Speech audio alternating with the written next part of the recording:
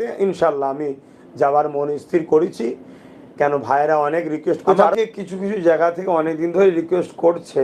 আমি তাদেরকে একটা কাজ দিয়েছিলাম, প্রতিটা গ্রাম লেভেলে তোমরা আহলে সুন্নাত ওয়াল জামাতের পক্ষ থেকে মানুষকে সজাগ করো এই ওয়াকফটা কি এবং কেন্দ্র সরকার কি করতে চাইছে।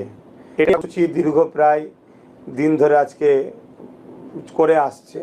তো এই জায়গাতে তারা আজকে বারবার অনেক জায়গা থেকে মানে অনুরোধ করছে তারা আমাকে একটা মানে সশরীরে তাদের কাছে যাওয়ার জন্য। তবে 27 তারিখে এই মাস এই আগামী আজকে হচ্ছে, কেন ভাইয়েরা অনেক রিকোয়েস্ট করছে, আরও কয়েক জায়গায় প্রোগ্রাম দিয়েছি, খুব ব্যস্ততার মধ্যে দিয়ে প্রোগ্রাম। আমি তো রোজই অকাবলে আন্দোলন করছি, আমি যেখানে যাচ্ছি সেখানেই আন্দোলন করছি।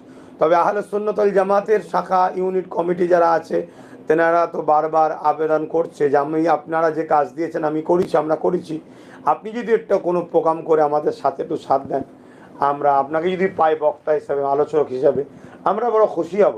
তো 27 তারিখে আমি আসছি ইনশাল্লাহ। ওই এলাকা যারা কর্মী নেতৃত্ব আছে, ভালোবাসার মানুষ আছে, আপনারা সকলে খিলকাপুর মাঠে আসেন। বা আমাদের 3টে থেকে প্রোগ্রাম শুরু হবে, এই 3টে 3:30 পর থেকেই শুরু হবে। সেই জায়গায় আমরা একত্রিত হব।